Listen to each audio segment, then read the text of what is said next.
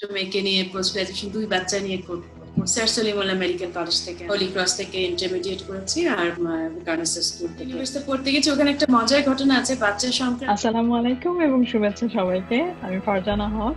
এই pocket full of happiness YouTube চ্যানেলে আমি মাতৃতে অনুপ্রেরণামূলক গল্পের এই ধারাবাহিক পর্ব শুরু করেছি।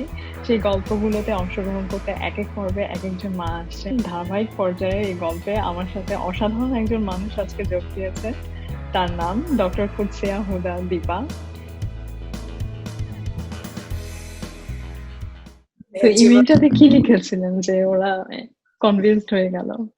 আচ্ছা, ইমেলটা খুব ইন্টারেস্টিং ছিল, ওটা নিয়েও একটা গল্প আছে। আমি যখন পড়তে গেছি তখন একদিন ক্লাসে আমাদের একাডেমিক ডিন যে রবার্ট জিএন ফর্টিনি, উনি আসলেন, ইনি বললেন যে ডক্টর কুদসিয়া হুদাকে। তারপর আমি উঠে দাঁড়ালাম যে আমি আমি তো চিন্তা করলাম 2 দিন মাত্র হয়েছে এসছি, হঠাৎ কি হলো। উনি বললেন যে তুমি আমার সাথে আসো।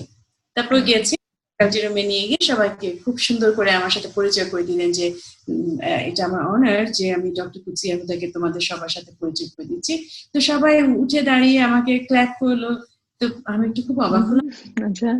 তখন বললেন যে এরকম তোমার ইমেল, তুমি একটা ইমেল করেছিলে যে অ্যাপ্লাই করেছিলে যে তুমি ডেফারেল চাও, সেই ইমেলটা নিয়ে আমাদের একটা মিটিং হয়েছিল। সেই মিটিং এ ডিসিশন হয়েছে যে তোমাকে ডেফারেল দেয়া হবে। তখন উনি সেই পড়ে শোনালেন সবাইকে। ইমেলে 3টা ছোট প্যারাগ্রাফ ছিল। তো প্রথম প্যারাগ্রাফে আমি লিখেছিলাম যে হার্ভার্ড ইউনিভার্সিটি হচ্ছে আমার ড্রিম ইউনিভার্সিটি। আমি সবসময় স্বপ্ন দেখেছি যে এই ইউনিভার্সিটিতে আমি পড়বো। তারপরে মানে ইনিয়ে বিনিয়ে লেখা আর কি। তারপরে ছোট্ট একটা প্যারাগ্রাফে আমি লিখলাম যে আমি কোয়ালিফাই করেছি হার্ভার্ড ইউনিভার্সিটিতে। আমি আসলে তখন তো আমেরিকাতে তুমি জানো জিআরই দিতে হয়, টোফেল দিতে হয়, নন ইংলিশ স্পিকিং কান্ট্রি থেকে আসছে। তো আমার টোফেল জিআরই স্কোর অনেক হাই ছিল। তখন আমাকে বলা হলো ঠিক আছে তোমার টোফেল দিতে হবে না। সেটাও একটু গুছিয়ে লিখলাম যে আমি এরকম কোয়ালিফাই করেছি, অ্যাডমিশন হয়েছে, আমি স্কলারশিপ পেয়েছি। তারপরে লিখলাম যে আমি লিখলাম যে আমি পড়তে আসতে চাই, কিন্তু আনফরচুনেটলি আমার এই আমি ক্লাস মিস করবো সেই জিনিসটা আমি করছি না। তারপর লিখলাম যে আমার এরকম প্রেগনেন্ট, আমার বাচ্চার যে জন্ম সময়টা সেটার সাথে আমার যে ক্লাস শুরু হবে, দেখা যাচ্ছে আমি 2 মাসের মতন ক্লাস মিস করতে পারি আর কি, বাচ্চা খেয়াল করতে যাই। তারপরে লিখেছি যে আমার যে স্বপ্নে যে ইউনিভার্সিটি, আমি খুব আশা করছি আমার সেই স্বপ্নের ইউনিভার্সিটি আমার মাদারহুড কে রেসপেক্ট করবে। That was a very strong statement. তো তখন আর কি উনি আমাকে বললেন যে উই ওয়ার ভেরি মুভড যে তুমি এরকম করে একটা ইমেল লিখেছো, আমরা সেই জন্য তোমাকে আমরা ডেফারেল দিয়েছি যে তোমার এত পড়ার ইচ্ছা, তুমি বাচ্চা নিয়ে পড়ছো সেটা। তো ওইখানে আরেকটা মজার ঘটনাও আছে, মজারও আছে, প্লাস আমি বলবো যে একটা মানে বাচ্চা সংক্রান্ত একটা মানে অন্য রকমের একটা পার্সপেক্টিভের একটা ঘটনা আছে। যেমন ভর্তির কিছুদিন পর ওইখানে হার্ভার্ড ইউনিভার্সিটি যেটা হয়, একটা ডিনস লাঞ্চ হয়। ডিনস মানে খুব বাছা 10টা স্টুডেন্ট, ওখানে একটা কমিটি থাকে, ওরা এই স্টুডেন্টদেরকে ইয়ে করে, সিলেক্ট করে। তো আমাদের 10 জনকে ইনভিটেশন দেওয়া হলো যে আমরা ডিনের লাঞ্চে পার্টিসিপেট করবো। তারপরে I was one of those 10 students. যখন গেলাম তো টিন জিজ্ঞেস করছে যে কার কি রেকমেন্ডেশন আছে। তো আমি যখন হার্ভার্ড ইউনিভার্সিটিতে ভর্তি হয়েছি তখন ওখানে ফ্যামিলির জন্য আর কি আলাদা বাড়ি ছিল, শাটার হাউস বলে। ওখানে দেখলাম যে এত কনজাস্টেড, 2 বাচ্চা নিয়ে ওখানে থাকাটা খুব মুশকিল হয়ে যাবে। প্লাস বস্টনে মানে ওই ভিসিনিটির মধ্যে কোনো ডে কেয়ার সেন্টার ছিল না যে আমি পড়তে আসবো। তো যার জন্য আমাদেরকে একটু দূরে থাকতে হয়েছে, ইউনিভার্সিটি থেকে একটু দূরে একটা উপশহরের মতন একটা, ওখানে অ্যাটেলবরো বলে একটা জায়গা, ওখানে ছিলাম। ওখানে একটা কম্পাউন্ডে আমরা বাড়ি নিলাম। তারপরে ওখানে ডে কেয়ার পেয়ে গেলাম, খুব ভালো মিডল স্কুল। আমার বড় মেয়ে মিডল স্কুলে যাবে, 2 বাচ্চাকে নিয়ে পড়তে গেছি, তো ওটা ভালো। তো তখন কিন্তু যেহেতু কলেজের কাছাকাছি ছিল না, আমাকে প্রতিদিন 45 মিনিট ট্রেনে কমিউট করতে হতো। আমার মানে বাচ্চা বড় মেয়েকে স্কুলের বাসে তুলে দিয়ে ছোটটাকে ডে কেয়ারে নামিয়ে আমি মানে পার্কিং এ পার্ক করে তারপর সেখান থেকে ট্রেন নিয়ে স্টেশনের পার্কিং এ পার্ক করে ট্রেন নিয়ে আমি ইউনিভার্সিটিতে আসতাম। So that was like a long journey every day. কমিউটিংটা ছিল এরকম। কে বললাম যে আমার খুব ইয়ে লাগছে যে আমরা তো যারা বাচ্চা নিয়ে পড়তে আসছি এখানে, মানে I was the only person যে আমি এত ছোট বাচ্চা নিয়ে পড়তে গেছি। তো আমি বললাম যে একটা ডে কেয়ার সেন্টার থাকলে খুব ভালো হতো, যে আমি কলেজে মানে ইউনিভার্সিটির মধ্যে একটা ডে কেয়ার সেন্টার আছে যে আমার বাচ্চাও এখানে আছে। তাহলে আমি ক্লাস করে বাচ্চা নিয়ে ক্লাস করতাম, ঠান্ডা মাথায় পড়াশোনা করতে পারতাম। So they took a note out of it. তো প্রায় 10 বছর পর আমাকে জানানো হয়েছে ইউনিভার্সিটি থেকে যে ডে কেয়ার সেন্টার করা হচ্ছে। আচ্ছা, যাই হোক তো আপনার কাজে আসেনি, কিন্তু অন্য হ্যাঁ, অনেকের অন্যদের কাছে উপকারে এসে আসবে। বললাম এর জন্য যে ওই সময় অনেকে অনেক কিছু বলছে যে এই রেকমেন্ডেশন সে স্কুলের এটা করতে হবে, কিন্তু আমার রেকমেন্ডেশনটা ছিল একদমই ভিন্ন রকম, কোনো একাডেমিক ইয়ে না, কিন্তু আমি হুম, পয়েন্ট থেকে যে একটা বাচ্চার জন্য এটা বাচ্চা ফ্রেন্ডলি করাটা একটা মানে ইউনিভার্সিটি জরুরি। রেসপন্সিবিলিটি, এটা করা উচিত। এবং হুম, এটা নেওয়ার পরে আমাকে অনেকেই অ্যাপ্রিসিয়েট করেছে যে তুমি আসলে মানে অনেকে আমাকে বলতো যে ও তুমি সেই মানুষ যে 2টা বাচ্চা নিয়ে পোস্ট গ্রাড করতে আসছো, মাস্টার্স করতে আসছো 2টা বাচ্চা নিয়ে। তো এই হুম, এই তো হয়ে তাও আবার গেছে। একা একা। হ্যাঁ, আমার একা, হাজবেন্ড একদম গেছেন একা। আমাকে ওই যে সবকিছু সেট টেট করে দিয়ে তারপর চলে আসলেন বাংলাদেশে। উনি আর্কিটেক্ট, উনি হুম। ঢাকায় বেসড ফার্ম, তো উনি চলে আসছেন, কিন্তু তারপর তো 2 বাচ্চা নিয়ে আমাকে থাকতেই হলো।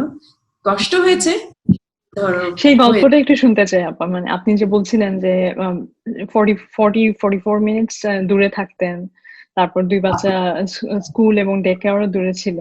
তো এই যে কিভাবে সামলেছেন প্রত্যেকটা দিন, 2 বছর ধরে প্রত্যেকটা দিন কিভাবে সামলেছেন 2টা বাচ্চা? কিভাবে, হ্যাঁ বলতে পারি তোমাকে। একদিনের হয়তো ঘটনা বলে তুমি বুঝতে পারবে চ্যালেঞ্জেস গুলো কিরকম ছিল। যাওয়ার সময় যেমন আমার একজন ভাসুর, আমার ভাইয়া বলি, আমার শ্বশুর ভাই, উনি আমাকে বললেন যে তুমি 2 বাচ্চা নিয়ে কি করে পড়তে যাচ্ছ, আমরা তো বাচ্চা টাচ্চা ছাড়াই বিয়েও করিনি, কিন্তু এত কষ্ট হয়েছে পড়তে, ইটস ভেরি ডিফিকাল্ট, তারপরে যাচ্ছ এরকম একটা ইউনিভার্সিটিতে, হুম, মানে খুব খুব মানে কড়াকড়ি আছে সে। তা আমি বললাম যে ভাইয়া 2 বাচ্চা নিয়ে গেলে খুব প্রবলেম হবে আমি জানি, কিন্তু না নিয়ে গেলে পড়া হবে না।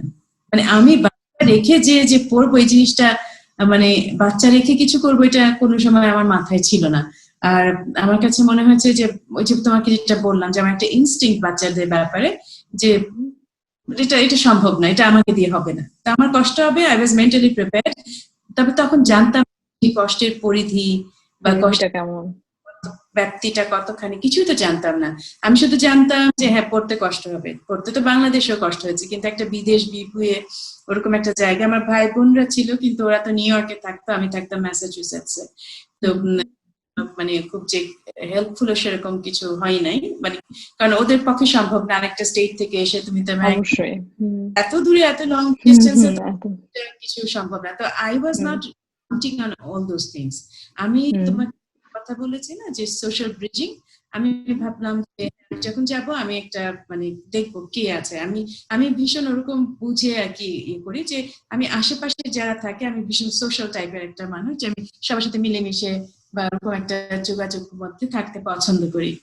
তারপরে আমার জীবনটা কেমন ছিল বলি। আমার হাজবেন্ড যখন আমাদেরকে এগুলা করে টোরে দিয়ে মানে ঠিকঠাক করে সেটেল করে দিয়ে মেয়েকে স্কুলে ভর্তি করে বড়টাকে ছোটটাকে ডে কেয়ারে দিয়ে তারপর আমাকে চলে আসলেন। উনি আসা যাওয়া করতেন। তারপরে আমি তো I was on my own. তো তখন যেটা হতো, একদিনের ঘটনা বলি, আমি ভোরবেলা ঘুম থেকে উঠতাম ধরো 5টা থেকে 5:30টার মধ্যে। উঠে আচ্ছা, আমার দিন শুরু হতো। তো যখন নাকি তুমি তো জানোই যে বস্টনে অনেক মানে অনেকটা সময় বরফ পড়ে, তো বরফের যখন পড়তো তখন আরেকটা সকালবেলা কাজ ছিল, ঘুম থেকে উঠে নিচে যে আগে গাড়িটা হিটিং দিতে গাড়ি। হয়। হুম, হুম, গাড়ি তো বরফ মানে সরানো। হ্যাঁ, বরফ হ্যাঁ, হিট করে, কারণ ওপেন পার্কিং ছিল কম্পাউন্ডে। আচ্ছা, এটা তো একটা অতিরিক্ত কাজ, মানে অতিরিক্ত প্রতিদিন। কাজ, শীতকালের একটা অতিরিক্ত কাজ। আর তারপরে হচ্ছে তোমার মানে সকালবেলা উঠে যেমন নিজে ফ্রেশন আপ করে রেডি হয়ে নিতাম, রেডি হয়ে নামাজ দেওয়া পরে রেডি হয়ে ইউনিভার্সিটির জন্য। তারপরে বড় মেয়ে কে তুলতাম, ছোট মেয়েটার জন্য আমার ছোট মেয়ের ডে কেয়ারে একটা তো সারাদিনের জন্য একটা ব্যাগ দিতে হয়। তারপর আমি হুম, যেহেতু হুম, ফিড করাতাম, ছোট ছোট বটলে এক্সপ্রেস মিল্ক দিতে হয়, মানে 6টা ফিডিং সারাদিনের জন্য। তারপর ওর লাঞ্চ বানিয়ে দেওয়া, তারপরে ওর ব্যাগ ট্যাগ গুছিয়ে, তারপরে হুম, গরমের ব্রেকফাস্ট রেডি করে তখন ছোটটাকে তুলতাম, তুলে ওকে রেডি করতাম। রেডি করে আমি যখন অ্যাপার্টমেন্ট লক করে বের হতাম, তখন আমার ডান কাঁধে থাকতো আমার ডে কেয়ারে বাচ্চার ব্যাগ, পিছনে ছিল মানে ব্যাকপ্যাক আমার ইউনিভার্সিটি, আর হুম, বড় মেয়েকে হাত ধরে আছি আমি, ডান হাতটা দিয়ে আর কি, মানে ওর আমার ছোট বাচ্চাটা কোলে এরকম হুম, করে, তারপর দরজাটা লক করে বড় মেয়ের হাত ধরলাম, ধরে তারপর নিচে নামলাম 2 মেয়েকে নিয়ে। নেমে ছোটটাকে কার সিটে, বড়টাকে বসিয়ে এই আমার যাত্রা হলো শুরু প্রতিদিন। আচ্ছা, তারপরে স্কুল বাসের ওখানে ড্রপ করে, স্কুল বাস আসলে ওকে তুলে দিয়ে তারপর ছোটটাকে ডে কেয়ারে ড্রপ করতাম করে, তারপরে আমি এসে স্টেশনের মানে ট্রেন স্টেশনের পার্কিং এ গাড়িটা রেখে উঠে ট্রেন নেব। এই সময়টা ছিল 15 থেকে 20 সেকেন্ডের মতো। সেকেন্ড মানে হিসাব করার টাইম ছিল যে এই টাইমটা হলে আমি জাস্ট গাড়িটা বন্ধ করে এক দৌড়ে সিঁড়ি দিয়ে উঠে আমি একদম ট্রেনে উঠে যাব, এবং ওই সময় ট্রেনটা আসে। তো এইটা ছিল একদম এরকম, একদিন দুদিন না, মাসের পর মাস, মানে বছরের পর বছর এরকম করতে হয়েছে। আর তারপরে যেটা হতো যে ওখান থেকে ট্রেনে উঠে গেলাম, ওখান থেকে ধরো 40-45 মিনিট ছিল ট্রেন জার্নিটা, যে তার ওই যেখানে নামতাম ব্যাক বে স্টেশন বলে বস্টনে, নেমে উল্টো দিকেই ছিল ডানকিন ডোনাটের একটা দোকান, ওখান থেকে হেজেলনাট কফিটা কিনতাম, একটা ডোনাট কিনে খেতে খেতে হাঁটতে হাঁটতে আমি ইউনিভার্সিটিতে ক্লাসে ঢুকে যেতাম। কোনো দিন একটু দেরি মানে এদিক সেদিক হয়ে যেত, মাঝে মধ্যে তো ট্রেনও মানে কোনো কারণে হয়তো কিছু যদি হতো, আমি আর তখন ওই সময়টা পেতাম না, পেতাম ওখান থেকে এক দৌড়ে চলে যেতাম ইউনিভার্সিটিতে, ঢুকে ক্যাফেটেরিয়া থেকে একটা কফি আর একটা বেগেল নিয়ে জাস্ট ক্লাসে ঢুকে যেতাম। এইটা ঘটনা। তারপর সারাদিন ক্লাস করা, সন্ধ্যা 6টায় তোমার ডে কেয়ার বন্ধ হয়ে যেত এবং তোমাকে বাচ্চা পিক করতেই হবে, তুমি তো জানো যে কত পার্টিকুলার। তখন যেটা হতো যে আমাকে এই জার্নিটা আবার আসতে হবে এইভাবে করে, তো আমার টাইম হিসাবে বের হতে হতো ইউনিভার্সিটি থেকে, আবার সেই সেম ওয়েতে ট্রেন নিয়ে স্টেশন থেকে গাড়ি নিয়ে তারপর বাচ্চাকে পিক করা এইটা। এবং ওই আমি যে পৌঁছাতাম 5:55, 56, 57, 58, 60 কোনো সময়, তো মানে 6টার মধ্যে আমাকে পিক করতে হবে। আর কোনোদিন যদি 2 বার একটু দেরি হতো, তখন কারণে তো ট্রাফিক জ্যাম হতে পারে, মানে স্টেশন থেকে ধরো ঘড়ি কাটায় মাপার সময়, তখন যেমন ফোন থেকে যে তুমি আসছো কিনা, তুমি এটা, তখন আমার আরেকটা টেনশন যে গাড়ি চালাচ্ছি তার মধ্যে আবার ফোন রিসিভ করছি। যাই হোক, ট্রেনে দেখতে যে ওকে পিক করে বাসায় আসতাম, এসে এর মধ্যে আমার বড় মেয়ে আবার চলে আসতো এর মাঝে, দুপুরে ওর তো 2টা-2:30টার সময় স্কুল শেষ হয়ে যেত। তো ম্যাসাচুসেটস ছিল যে একটা নিয়ম, এখন আছে কিনা আমি ঠিক জানি না, যে 13 বছরের নিচে বাচ্চারা একা থাকতে পারবে না বাসায়। তো আমার মেয়ে 11, তো যার জন্য ওকে যে অ্যাপার্টমেন্টে এসে খুলে ঢুকে, it's a very secured apartment complex ছিল, তারপরে যে মানে বাড়ি খুলে ঢুকবে ওটা ঠিক মানে গ্রহণযোগ্য ছিল না। তবে ওই যে সোশ্যাল ব্রিজিং এর যে ব্যাপারটা তোমাকে বললাম, ওখানে আমাদের যে ম্যানেজার ছিলেন ওনার নাম ছিল জিনি পাওলো। প্রপার্টি ম্যানেজার আবার খুব মানে ভীষণ মানে একটু বয়স্ক একজন মহিলা ছিলেন, খুব আদর করতেন। স্পেশালি আমি একটা স্টুডেন্ট, 2টা বাচ্চা নিয়ে বিদেশ থেকে পড়তে এসেছি, আবার একজন ডাক্তার, মানে সবকিছু মিলেও আমাদেরকে সাংঘাতিক মানে খুবই কেয়ার করেছে, মানে ভীষণ যত্ন করতো। তো আমাকে বললো যে ঠিক আছে দাঁড়াও, আমি দেখি যে তোমার পারমিশন নেওয়া যায় কিনা, যে তোমার বাচ্চা এখানে এসে তোমার অ্যাপার্টমেন্টে থাকবে আর কি। তো ওরকম 2-1 দিন মানে কয়েকটা দিন ওর সাথে ছিল, ওর অফিসে চলে আসতো, এখানে তো আরো স্টাফ আছে, তো এখানে এসে থাকতো। আর তারপরে ও যখন এই পারমিশনের ব্যবস্থা করলো, তখন আমরা কয়েকদিন আমার বড় মেয়ের সাথে ট্রায়াল হলো যে ও এসে চাবি দিয়ে খুলে অ্যাপার্টমেন্টে চলে আসবে এবং প্রথম আমাকে ফোন দিবে যে ও এসছে। তো ওটা তারপরে ও চলে আসতো বাসায়, তো ওটা হলে আমি আবার নিশ্চিন্ত হয়ে যেতাম যে আমার মেয়ে ঘরের ভিতরে আছে। আচ্ছা, আমার নিচের একজন মেক্সিকান একটা ফ্যামিলি ছিল, ওরা আমার বয়সী একটা মেয়ে, ওর 2টো বাচ্চা ছিল। তো ওই জিনিসটা ওকেও আমি ওর সাথে যোগাযোগ হলো, ওকে আমি বললাম যে একটু খেয়াল করো আমার মেয়ে যখন আসবে। তো ও করতো কি, যখন দেখতো যে আমার বড় মেয়ে এসছে, তখন ওকে করতো মানে ও আমাকে একটা ফোন করে দিত, আমাকে একটা টেক্সট পাঠাতো ওর সেলফোন থেকে, আমার বড় মেয়ের সেলফোন, ও ল্যান্ডলাইন থেকে ফোন করতো যে Deepa your daughter is back.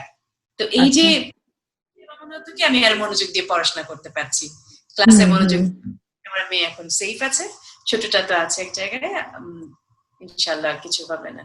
এই তারপরে সন্ধ্যাবেলা আমি যখন ওরকম বাচ্চাকে নিয়ে আসতাম, এসে ওকে শাওয়ার করতাম, বড়টা শাওয়ার করতো, তারপর ডিনার বানাতাম, ডিনার বানিয়ে তারপর মেয়েদেরকে খাওয়াতাম, খাইয়ে ছোটটাকে নিয়ে খেলতাম আর বড়টাকে পড়াতাম। তারপরে তো বড়টা একসময় ঘুমাতে, বড় মেয়ে ঘুমাতে যেত, ছোটটাকে আমি ঘুম পাড়াতাম, ঘুম পাড়িয়ে যখন ওরা সবকিছু ঠিক করে সোজা হয়ে দাঁড়াতাম, তখন আগে পড়তে বসতে হবে। আমি ডিনার করতাম, পড়ে তারপর পড়তে বসতাম, পড়তে বসে ঘুমাতে আরো রাত হয়ে যেত, ধরো 12টা 1টা এরকম হয়ে যেত। দিনের পর দিন এটা হয়েছে, অনেক কম ঘুম হয়েছে, আবার উইকেন্ড যখন আসতো আমি ঘুমটা একটু পুষিয়ে নিতাম, একটু ঘুমাতাম, কারণ রেস্ট তো করতে হবে। চিন্তা করতাম আমাকে পারতে হবে, পারবো, তো ওই জন্য আমি তাই চিন্তা করছিলাম, সারাদিন কাজ করে 5:30টার সময় ঘুম থেকে উঠে একটা মানুষ কিভাবে আবার রাতে বাচ্চা থেকে ঘুম টুম পাড়িয়ে আবার পড়তে বসবে, এই শক্তিটা থাকে কিভাবে? শক্তিটা আসলে মানুষের শক্তি কিন্তু অসীম। মানুষের মানসিক শক্তি বলো, শারীরিক শক্তি বলো, মানুষ কত কিছু করে। এই যে পাহাড়ের উপর উঠে যাচ্ছে, তাই না? মানে এর নাম শুনেছি নিশ্চয়, ওয়াসফিয়ান। তো ওকে আমার মনে হয় যে ও এক ভীষণ একটা, মানে ওর মনোবল যেমন, শারীরিক শক্তিও তো লাগে পাহাড়ের উপর উঠতে। তারপরে অনেক কিছু করছে শক্তি, শারীরিক শক্তি নিয়ে। যেমন আমার মেয়েদের দুটো মেয়ে ব্ল্যাক বেল্ট, তোরা অনেক কিছু ভাবে অনেক বেশি, মানে অনেক কিছু ওরা করতে পারে, অনেক কিছু ওদের কাছে ইজি। আমার কাছে মনে হচ্ছে যে হ্যাঁ, এটা একটা ব্যাপার, তবে আমার সব থেকে বেশি যেটা গুরুত্বপূর্ণ সেটা হচ্ছে মানসিক জোরটা। তোমার মানসিক জোরটা যদি থাকে, শারীরিক জোরটা কোনো, আমার কাছে মনে হয় না খুব বাধা হয়ে থাকতে পারবে। আরেকটা জিনিস হচ্ছে যে তোমার মাইন্ডসেট, তুমি কি করতে চাও, তুমি এটা করতে চাও, একমাত্র মানুষই পারে যেটা করতে চায় সেটা করতে। তো এখন আমার ছিল না, আমার পড়াশোনা তো আমি করবো না সেটাও ভাবছি না, করতে চাচ্ছি। তারপরে মেয়েদেরকেও আমি যে একেবারে নিজের পড়ার জন্য, নিজের ক্যারিয়ারের জন্য আবার কোথাও একটা রেখে দিব, সেটাও আমি করতে পারবো না। আমার যেন আমার পড়াশোনাটা যেমন ইম্পর্টেন্ট, বাচ্চাগুলোর যে আমার সাথে টাইম দরকার সেটাও তো ইম্পর্টেন্ট। তো এই যে আর আরেকটা জিনিস আমার এটা বলাই দরকার, সেটা হচ্ছে আমি আমার ফ্যামিলিতে এভাবে দেখে এসেছি। আমার মা কিন্তু অনেক ইউনিভার্সিটিতে থাকতে মা বিয়ে হয়েছে, তারপর আমার বড় বোন হয়েছে, মা মাস্টার্স করেছেন, যখন কলেজে জয়েন করেছেন তখন আমি হয়েছি, তো তখন জাস্ট আগে দিয়ে। তো এখন আমার মা তো আমাদের 2 বোনকে, তারপর আমরা 4টা ভাই বোন হয়েছে, পরে আমার 2টো ভাই হয়েছে। আমার মাকে এটা এইভাবে পড়াশোনা করেছেন। আর আমাদের ফ্যামিলিতে দেখেছি যে বেশিরভাগ আমাদের মানে সবাই মেয়েরা যথেষ্ট হাইলি কোয়ালিফাইড, ক্যারিয়ার করেছে এবং করেছে সবাই। ওয়ার্ক লাইফ ব্যালেন্সটা আমি এটা দেখে বড় হয়েছে, আমি খুব অভ্যস্ত এটা দেখতে। আমার মায়ের এরকম যে হ্যাঁ, আমি কাজ করতে পারবো, কিন্তু আমি কোনো সময় ফিল করিনি যে আমার মা আমাদেরকে নেগলেক্ট করেছে, আমি পার্সোনালি করিনি। হ্যাঁ, হয়নি, বরঞ্চ উল্টো মনে হয় যে আমার মা যতটা আমাদেরকে মনোযোগ দিয়েছে আমাদের জন্য 4 ভাই বোনকে, আমার মনে হয় আমি অনেকাংশে আমার বাচ্চাদের সেই মনোযোগটা হয়তো দিতে পারিনি। এটা হয়তো আপনি সবচেয়ে ভালো বলতে পারবে আপনার বাচ্চারাই, আপনার কাছে মনে হচ্ছে যে আপনি মনোযোগ দিতে পারেন। মানে ওরা আমাকে বলে যে আই কান্ট থিঙ্ক যে তুমি এর থেকে বেশি মনোযোগ দেবে, ওই মনোযোগে ওরা অস্থির। তারপরে যদি এর থেকে বেশি মনোযোগ হয় তখন তো মুশকিলের কথা। কিন্তু আমার যেটা মনে হচ্ছে, যেগুলো আমি মনে করি যে মিস আউট করেছি, সেটা হচ্ছে ধরো বাচ্চাদেরকে দোকানে নিয়ে যে একসাথে সুন্দর করে কাপড় বানিয়ে দেওয়াটা, এই ধরনের। আমি নিজে কিন্তু বাচ্চাদের জামা বানিয়ে দিয়েছি, আমি কিছু সেলাই টেলাই পারতাম না, কিন্তু আমার খুব ইচ্ছা হতো যে আমার বাচ্চাদেরকে আমি একটু জামা বানিয়ে দিব। তো ওইভাবে হ্যাঁ, ওগুলোও করতাম, যে আমার বাচ্চাদেরকে এটা করবো, ওটা করবো, অনেক কিছু করেছি। ওই যে আমাদের বিকারণের স্যার স্কুলে, তুমিও তো বিকারণের স্যার পড়েছো, তোমার মনে আছে শেখাতো যে উল বুনে মোজা বানানো। আমি কিন্তু আমার বাচ্চাদের বানিয়ে দিয়েছি, ওদেরকে এখনো বানিয়ে দিই। আমি যে খুব ভালো পারি কিন্তু আমার ইচ্ছা করে যে আমি কিছু একটা বানিয়ে দিই আমার বাচ্চাদেরকে, ছোটবেলা থেকে ওগুলোও করতাম। তো আমার কাছে ওটা যেটা বললাম আর কি, মাইন্ডসেটের ব্যাপারটা খুব ইম্পর্টেন্ট, যে তোমার ফোকাসটা।